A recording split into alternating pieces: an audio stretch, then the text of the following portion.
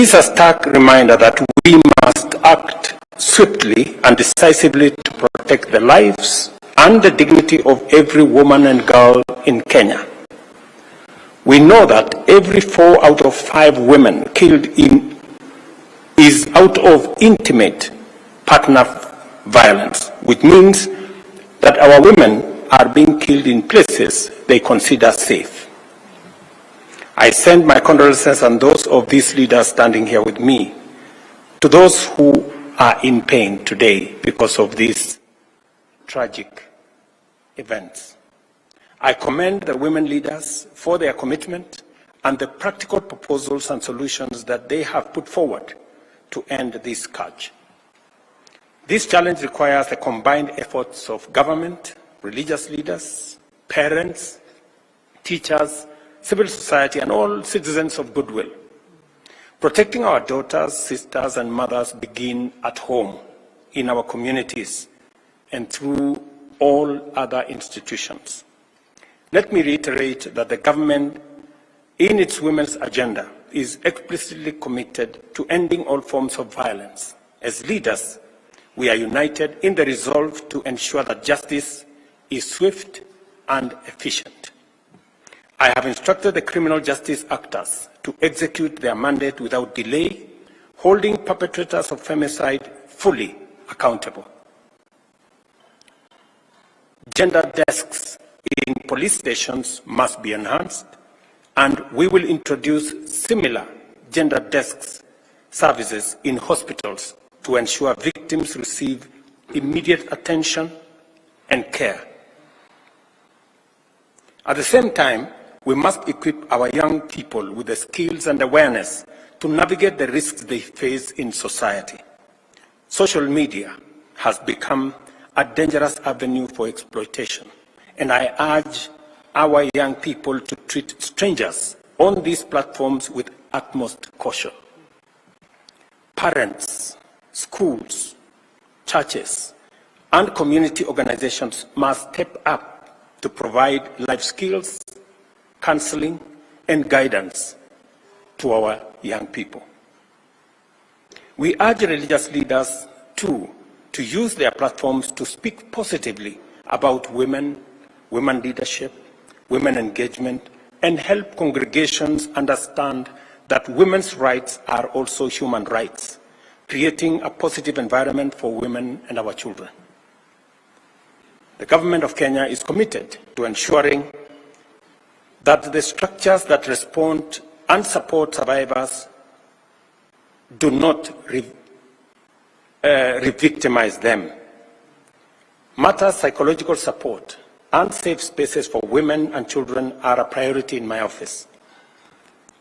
Through the Women's Rights Advisor, we are launching a Safe Homes, Safe Space campaign during the 16 days of activism against gender-based violence that is going to start on the 25th of November. Our communities need education on the signs and causes of abuse and the resources available to victims. Awareness is a crucial step in prevention. We must increase awareness on the availability of safe spaces where victims can seek refuge, toll-free hotlines such as GBV 1195, Child Help 116, and the DCI anonymous reporting number 0800-722-203, and the counseling services in order to provide victims with the support they need to find protection.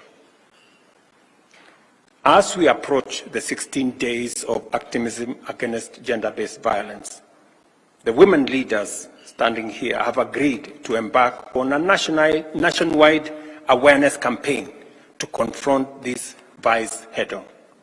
This campaign will have the full support of my administration, and we are committing Kenya shillings 100 million for the Safe Home, Safe Spaces campaign and for the next 16 days of activism.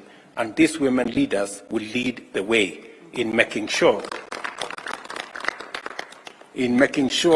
that our girls, our women, are made aware of the dangers they face, especially when they engage with strangers, when they engage with people in social media, in strange places, with strangers. It endangers their lives and it weakens their ability to be able to extricate themselves. I urge every Kenyan to join in this movement, to speak out, to educate, and to stand united against femicide. Finally, parents have a crucial role, and I say so as a parent of 4 girls myself. Be present and approachable for your children. Let us create homes where children feel safe, supported, and loved. A strong family is the first line of defense against the dangers lurking in our society. The women leaders and I stand united in declaring that femicide has no place in Kenya. Together, as a nation, through our concerted efforts, we shall eradicate this vice. We must be relentless in protecting the vulnerable in our midst and unwavering in our mission to create a society where every woman lives in safety, dignity, and freedom from fear. Thank you very much, and I look forward, leaders, to working with you as we join hands, make concerted effort, work together, partner to make sure that we raise the level of awareness of the dangers that our girls, our daughters face in the hands of strangers and in the hands of people who don't mean well for our society. Thank you very much. Thank you.